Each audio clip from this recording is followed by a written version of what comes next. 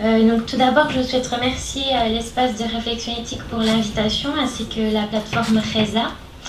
Alors moi, je vais vous présenter ma thèse qui s'intitule « Attachement et perte liés au vieillissement vers une compréhension du désir de vivre et de mourir des personnes âgées en institution ». Alors ma thèse, elle a débuté en octobre 2016 via un contrat doctoral qui est financé par la région Bourgogne-Franche-Comté. Et elle s'effectue en co-tutelle avec l'Université de Lausanne et l'Université de Bourgogne-Franche-Comté.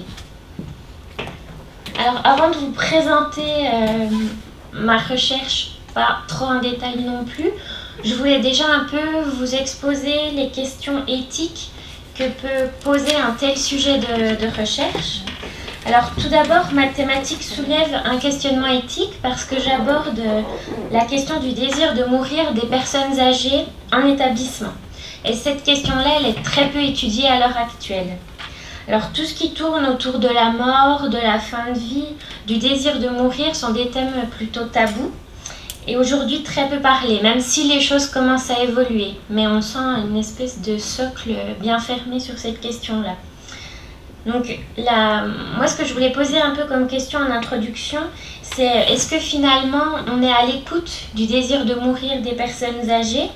Comment on se positionne face à un tel désir? Comment on réagit face à une telle demande?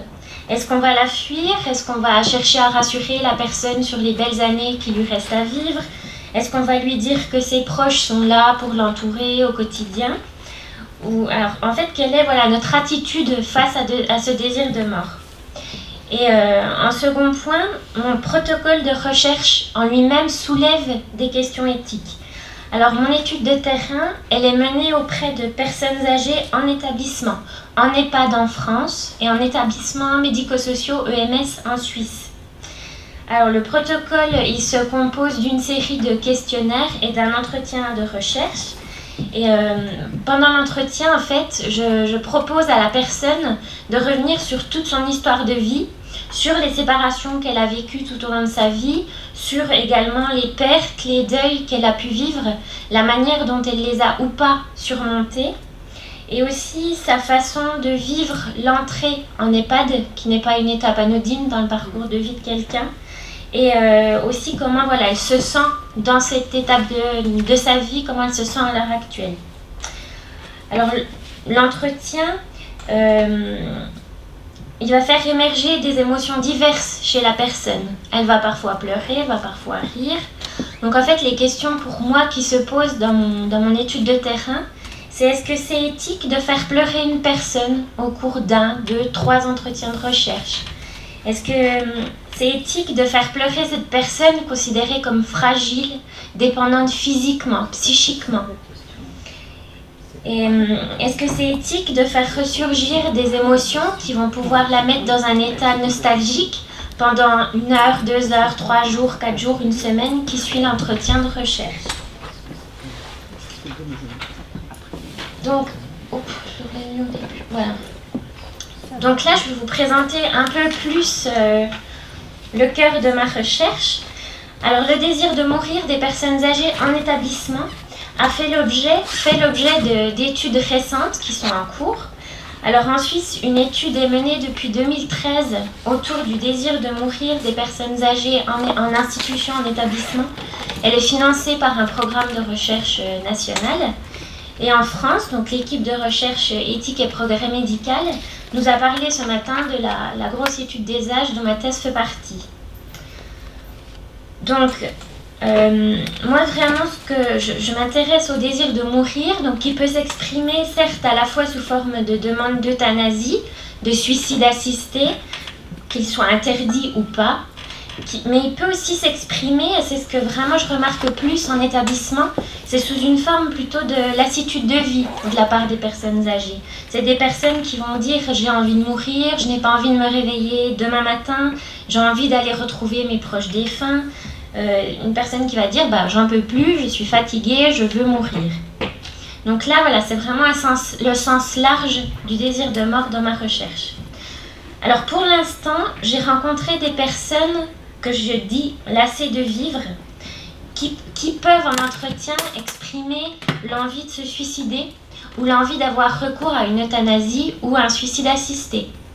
Et quand je leur propose un peu d'approfondir leurs propos, certaines d'entre elles vont dire « bah voilà, j'ai envie de me suicider, mais ma religion l'interdit.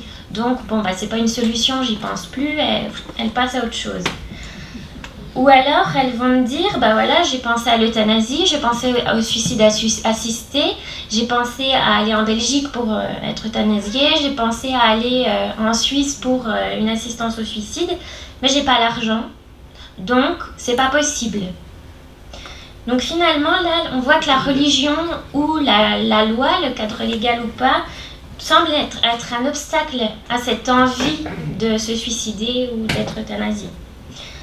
Donc moi, en fait, dans ma recherche, je propose une comparaison avec le cadre suisse. Donc comme on l'a dit tout à l'heure, la France interdit tout ce qui est euthanasie, assistance au suicide. En Suisse, l'euthanasie, elle est strictement interdite. Par contre, en ce qui concerne les autorités fédérales, il n'y a aucune loi au niveau fédéral qui va statuer sur l'assistance au suicide. C'est vraiment chaque canton qui va dire comment il se positionne. Alors moi, je m'intéresse plutôt au canton de Vaud, qui lui a adopté une loi qui encadre l'assistance au suicide en établissements médico-sociaux et en hôpitaux. Donc c'est une pratique encadrée. Toutes les personnes qui vont dire j'ai envie d'avoir accès à l'assistance au suicide ne vont pas avoir accès. C'est une pratique, par exemple, il faut avoir toutes ces capacités de discernement, il faut avoir une maladie incurable. Enfin voilà, c'est des conditions qui sont décidées par une commission avec des médecins, des professionnels. Voilà, c'est pas j'ai envie, j'ai accès. Et à l'heure actuelle, il y a des débats qui ont cours avec l'association Exit Suisse Alémanique, qui est plus au niveau de Zurich, autour d'une aide au suicide élargi, à savoir, ils discutent autour d'un accès au suicide assisté pour les personnes âgées non atteintes d'une maladie grave, mais qui veulent mourir. Donc là, on retrouve un peu aussi mon sujet de recherche. Alors, mes objectifs dans ma thèse, c'est de mettre en relation le parcours de vie des personnes qui vivent en institution avec leur désir de vivre et de mourir. Donc faire le parallèle entre leur histoire et leur désir de vivre et de mourir. Donc je fais bien le parallèle entre vie et mort. Et aussi, c'est questionner le rapport à la vie et à la mort de ces personnes dans un contexte français et suisse. Donc en fait, quand l'assistance au suicide est autorisée, on remarque que le désir de mourir est présent, mais finalement, toutes les personnes ne vont pas aller... moi, j'ai rencontré une infirmière en 20 ans de carrière. Elle a accompagné un résident à l'assistance au suicide. On voit que c'est une part infime. Donc, est-ce que finalement, toutes les personnes qui vont désirer mourir vont aller jusqu'à l'assistance au suicide? Ou est-ce que finalement, c'est pas plutôt une manière de se questionner sur le sens qu'on donne à son existence dans cette étape de la vie? Donc ma recherche, elle va mobiliser différents concepts, donc tout ce qui tourne autour du parcours de vie, du vieillissement et de l'expérience de perte, à savoir que tout être humain au cours de son parcours de vie va devoir faire face ou pas à des pertes, que ce soit des pertes narcissiques, des pertes au niveau du réseau social, des pertes relationnelles avec des décès autour de lui. Donc toute perte implique un remaniement identitaire et pose la question de la continuité de l'identité. Donc moi, je vais un peu étudier ça dans ma thèse. Je vais aussi mobiliser l'entrée en établissement comme une étape particulière dans le parcours de vie, une véritable rupture biographique, où là, la personne va devoir peut-être s'adapter ou ne va pas pouvoir s'adapter. Donc finalement, certains résidents vont formuler un désir de mourir, qu'ils se disent adaptés ou non à l'établissement. Et enfin, je vais mobiliser la théorie de l'attachement en lien avec les pertes liées au vieillissement. Donc, le vieillissement, l'entrée en établissement va placer la personne dans un état de vulnérabilité qui va réactiver le système d'attachement. C'est-à-dire que la personne va devoir mobiliser ses ressources internes, psychiques et externes, donc dans son environnement, pour faire face à la situation actuelle. Donc moi, vraiment, ce que je vais étudier, c'est comment le style d'attachement du sujet âgé va un peu influencer sa façon de surmonter cette étape de vie. Et comment ça va influencer son désir de mourir. Alors j'ai plusieurs questions de recherche que j'ai un petit peu évoquées déjà. Alors quelles sont les ressources qui permettent au sujet de surmonter les pertes liées à tout son parcours, à toute son histoire? En quoi ces modalités d'attachement, donc ces ressources, vont-elles influencer la manière dont il se représente les pertes qu'il a vécues et celles qu'il vit aujourd'hui? En quoi l'entrée en institution fait-elle vaciller ses ressources internes et externes? Comment le désir de vivre et de mourir s'articule avec les pertes que la personne a déjà vécues tout au long de son parcours de vie? Et quel sens revêt le désir de mourir aujourd'hui chez un résident qui vit en établissement? Alors, comme vous l'avez compris, moi, mon cadre théorique, c'est vraiment la théorie de l'attachement. Je formule des hypothèses autour de cette théorie. Et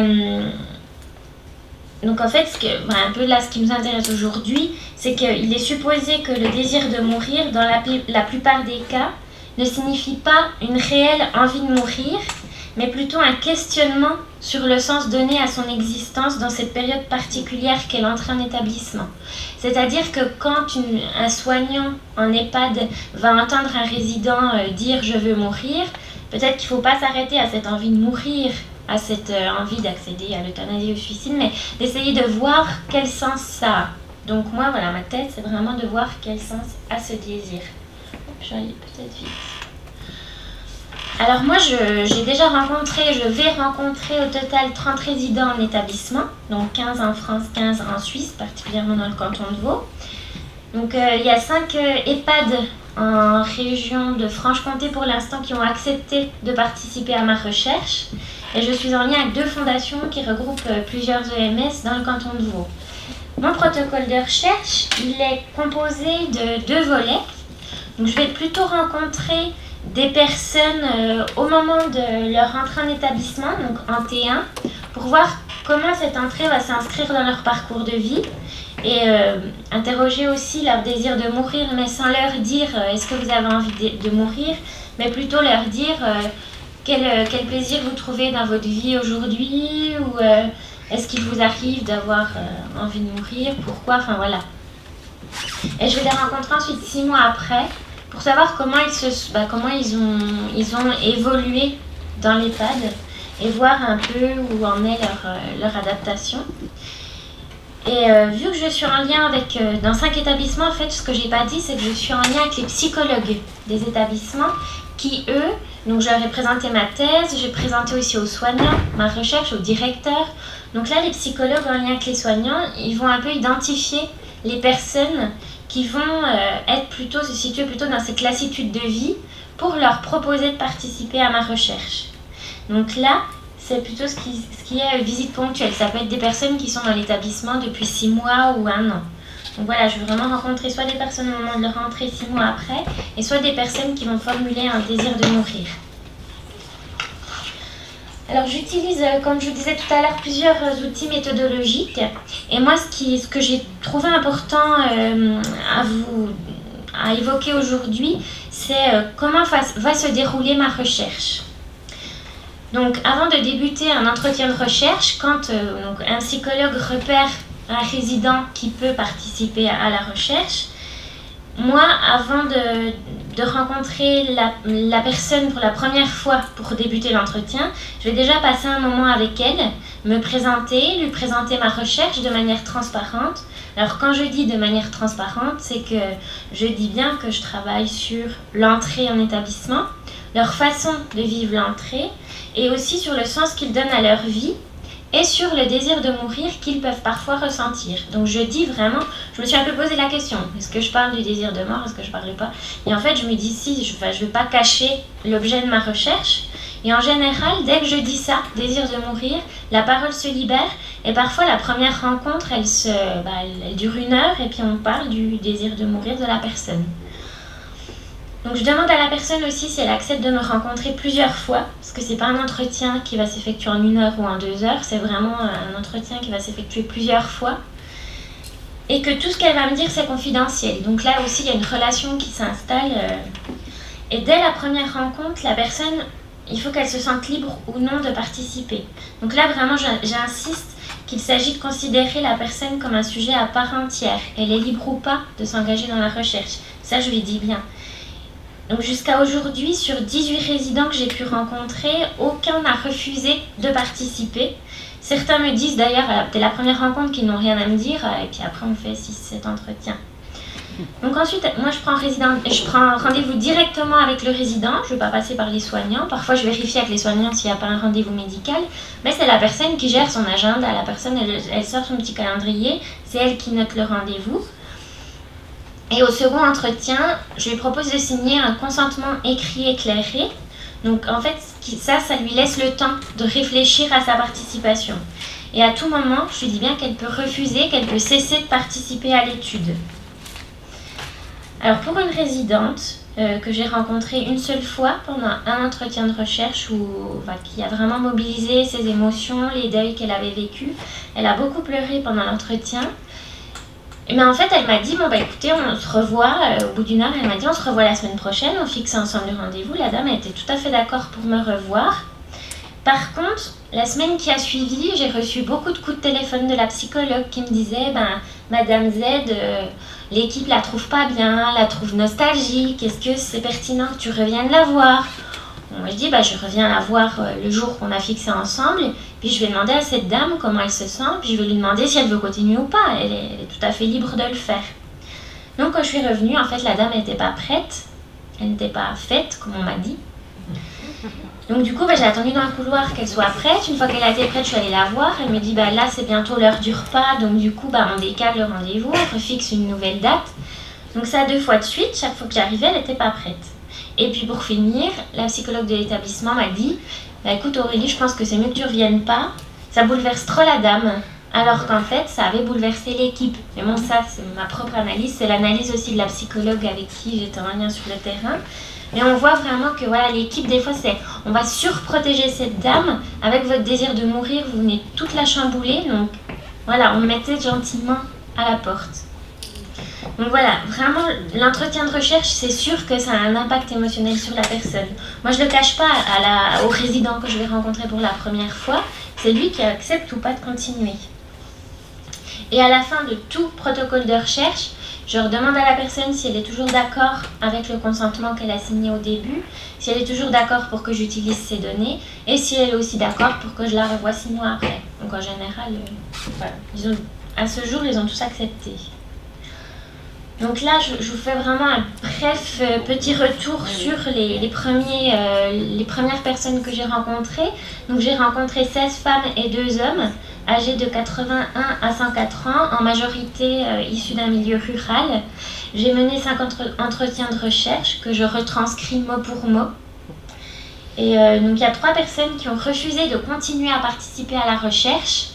Et elles m'ont bien dit, au bout du 2e entretien ou du 3e entretien, pour moi c'est trop difficile. Reparler de ma vie d'avant, ça me met face à mes incapacités aujourd'hui, donc je préfère qu'on arrête. Donc là, c'est elle qui choisit, moi j'accepte, j'aimerais bien. Donc en conclusion, je pense que c'est important de comprendre ce que vit la personne au moment de son entrée dans l'établissement pour comprendre le désir de vie et de mort. Dans un contexte de vie particulier, où les questions relatives à la fin de vie et à la mort sont tabous. Je pense aussi que l'établissement, c'est un lieu de vie, mais c'est aussi un lieu où on meurt. On parle tous de la dernière demeure. Donc je pense qu'il faut vraiment arrêter avec cette dichotomie vie et mort. Il faut vraiment intégrer la vie et la mort et arrêter d'en parler de manière clivée. Et plutôt essayer de comprendre la parole de la personne et le sens qu'elle met derrière. Donc comprendre aussi les motivations qui la poussent à désirer mourir. Et est-ce que finalement, désirer mourir, n'est-ce pas pour la personne s'interroger sur sa propre mort ? Donc moi j'espère que ma thèse va sensibiliser les professionnels sur les questions relatives à la mort et à l'accompagnement de la fin de vie des résidents. Et puis aussi participer à la réflexion actuelle sur les directives anticipées dans les établissements. Et aussi au débat en Suisse à propos de l'accès à l'assistance au suicide pour les personnes âgées qui se disent fatiguées, lassées de vivre. Alors là, je vous ai juste mis 3 petites références, si ça vous intéressait. Et aussi la contribution que je vais faire dans un congrès à Lyon, si ça vous intéresse, sur la psychiatrie de la personne âgée. Voilà, je vous remercie.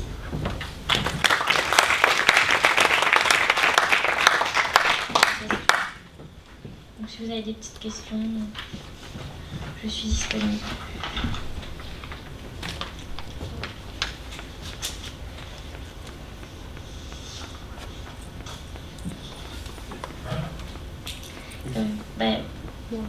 Si, allez-y. Est-ce que vous pouvez nous éclairer sur le débat en Suisse par rapport au droit à mourir des personnes âgées, lassées de vivre?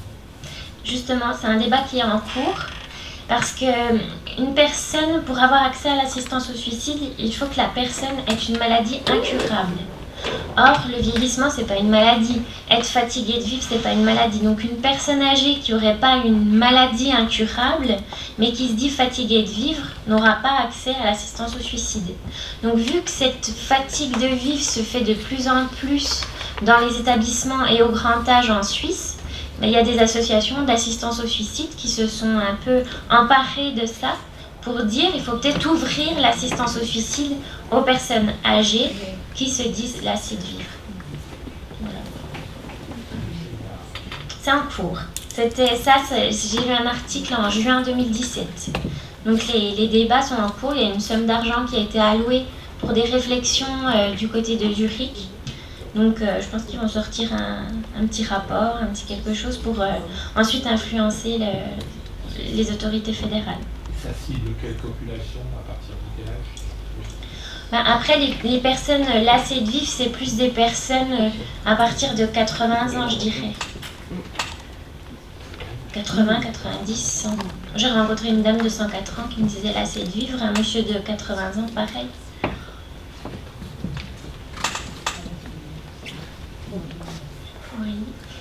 Oui, merci de ta présentation. Donc on travaille ensemble sur le projet que nous, on n'a pas commencé encore, mais qu'on compte commencer bientôt en EHPAD des âges.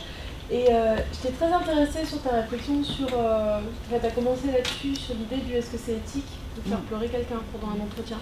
Et c'est vrai que c'est une question qu'on a souvent aussi parce que quand on fait pleurer quelqu'un pendant un entretien, nous-mêmes, on est mis en difficulté en tant qu'être humain. Enfin, je veux dire, on vit aussi dans cette empathie, dans cette difficulté.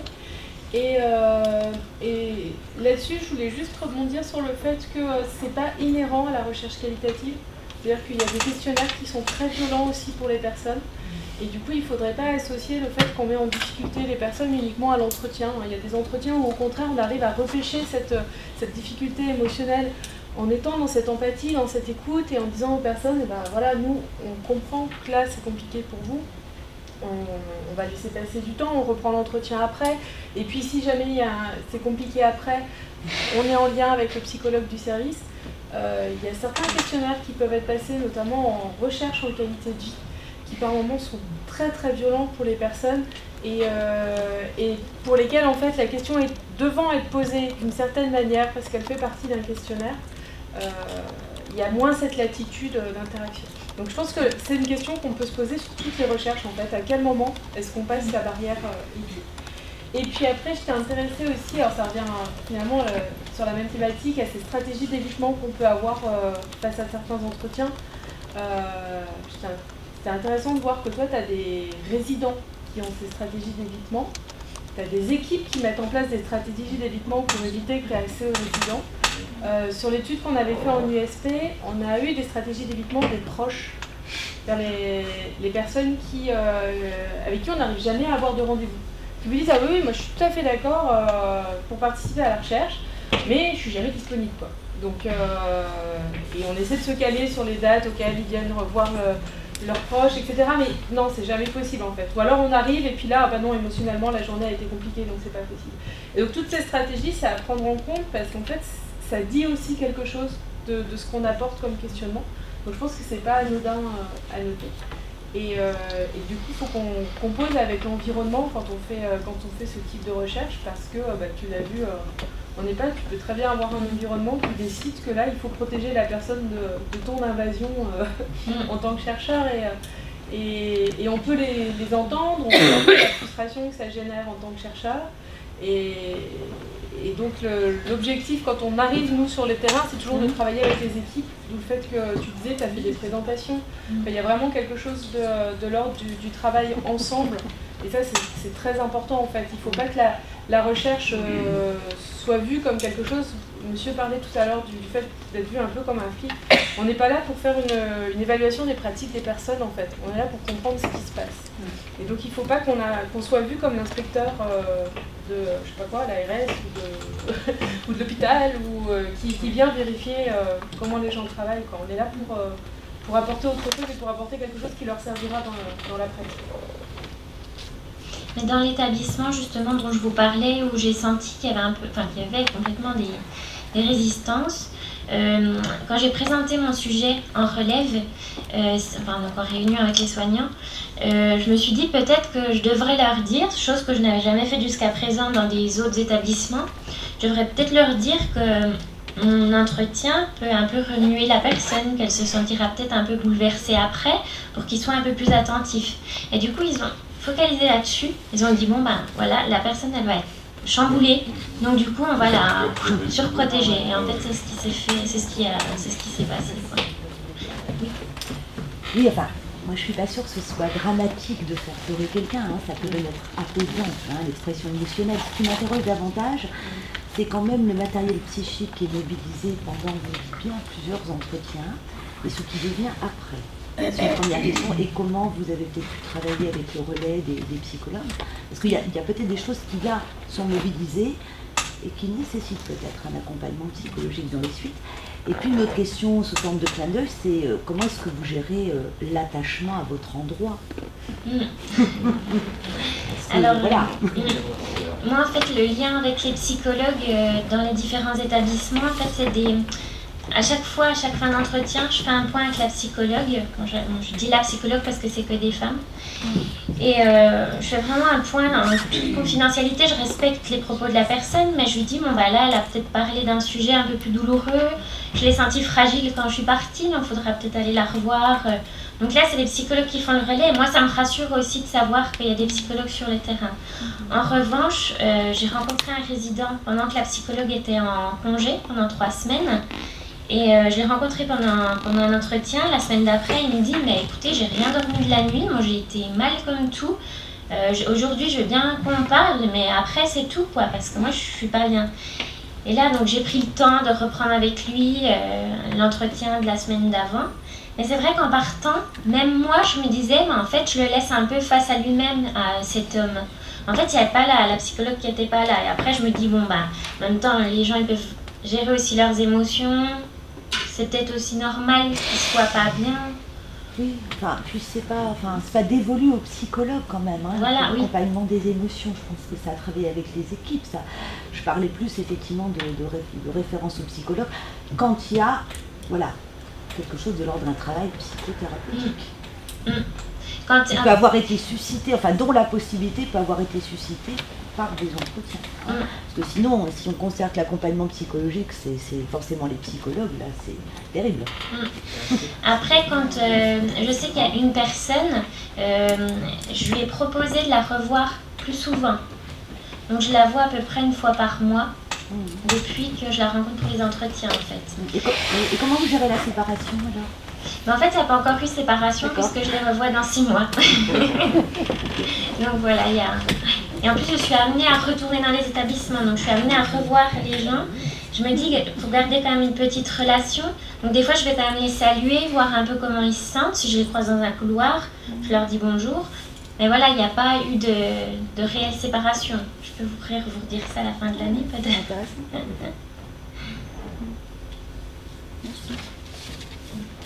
J'avais une question sur, tu parlais du fait que tu t'entretenais avec des résidents à l'entrée en EHPAD, et je me suis interrogée sur pourquoi tu avais choisi ce moment-là, il y a plusieurs temps, mais je me suis demandé si ça avait un rapport sur une hypothèse que tu aurais pu avoir plus ou moins exprimé de l'influence de l'entrée de l'EHPAD sur le désir de mort du résident. Parce que il me semble qu'il y a eu des études là-dessus, en tout cas, il me semble sur le syndrome de glissement. Et du coup, je me suis demandé comment tu l'intégrais, enfin, comment ça a pris place dans ces hypothèses. En fait, il y a eu beaucoup d'études sur un établissement, comme ce que je disais, comme rupture biographique avec quitter le domicile, avoir une autre place dans la famille aussi, d'être un peu extériorisé, on va dire. Et moi, en fait, j'ai fait des travaux de mémoire sur ce sujet-là, en creusant vraiment qu'est-ce qui pouvait se passer pour la personne au niveau psychologique lors d'une entrée en établissement. Et je me suis dit, ça serait intéressant à investiguer, en sachant qu'en général, dans les premières semaines où la personne est en établissement, là, elle va formuler vraiment elle va être un peu chamboulée, et des fois, elle va formuler une envie de mourir, qui après va disparaître, va évoluer, voilà. Donc c'est pour ça que j'ai décidé d'étudier l'entrée en établissement.